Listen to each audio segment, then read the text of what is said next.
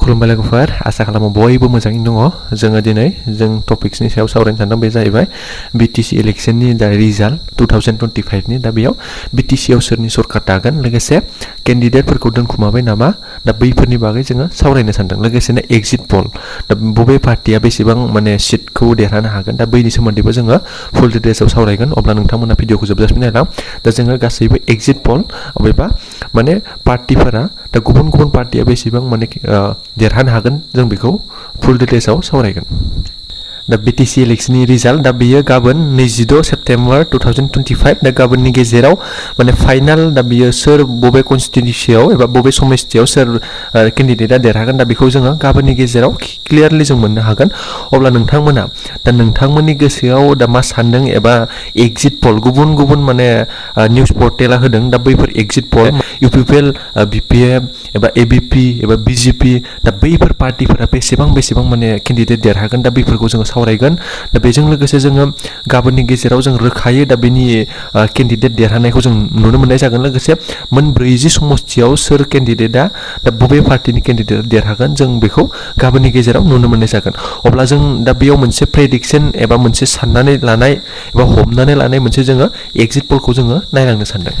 मोनसे टपिकआ जाहैबाय केन्डिडेटफोरखौ दोनखुमाबाय नामा दा जों जुदि सिगांनि समनि दा केन्डिडेट दोनखुमानाय जाथाय दा बैफोरखौ जों जुदि नायफ्लेमोबा नुनो मोननाय जायो जों दासिम दा UPPLआनो जा BJPआनो जा एबा ABPआनो जा दा बैफोरनि जा जोङो पार्टिनि दा केन्डिडेटखौ दोनखुमादों दा बेफोरबायदि खोथाखौ जों दासिम जेबो आपडेट मोननो हायाखै एबा दासिम दोनखुमायाखै दा बेखौ जोङो मिथिनो हादों दा सानोब्ला जों सिगांफोरनि समखौ सानोब्ला केन्डिडेटफोरखौ दोनखुमागोन नामा दा बैफोरबायदिखौ जों गोसोआव साननो हायो नाथाय दा दिनै गाबोननि गेजेराव रिजाल्टआ क्लियार ओंखारगोन नाथाय दासिम केन्डिडेटफोरखौ दोनखुमादों दा बेफोरबायदि खौरांखौ जोङो मोननाय जायाखै नाथाय एबार जायनि पार्टिया मेजरिटि मोनगोन एबा जाय बांसिन देरहागोन दा सोरनि पार्टिया बांसिन देरहागोन दा बैफोरखौ जोङो अब्ला एग्जिट पोलखौ जों गिबियाव नायग्रोनानै लानि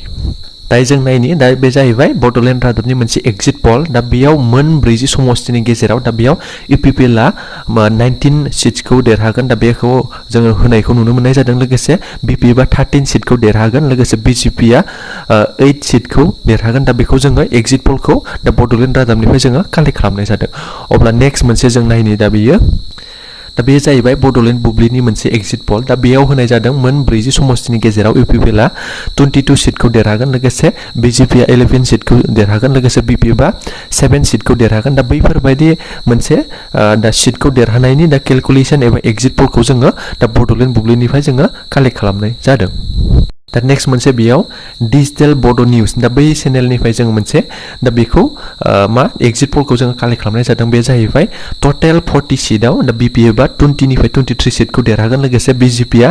7 निफ्राय 8 सिटखौ देरहागोन दा UPPLआ 4 निफ्राय 6 माने सिटखौ देरहागोन लोगोसे कंग्रेसआ मोनसे सिट देरहागोन GSPआ मोनसे सिट देरहागोन लोगोसे ABPआ मोनसे सिटखौ देरहागोन दा बेखौ जोङो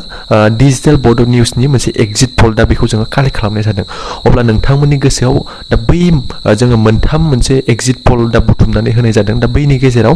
सोरनि मोनसे एग्जिट पोलआ गोरोबगोन दा बैफोरबायदिनि सायाव नोंथांमोना अननानै कमेन्ट्स खालाम अके अब्ला नोंथांमोना दा बैफोरनिफ्राय नोंथांमोननि गोसोआव मोनसे सानखांनो हायोदि दा माने पार्टि हिसाबै दा BJP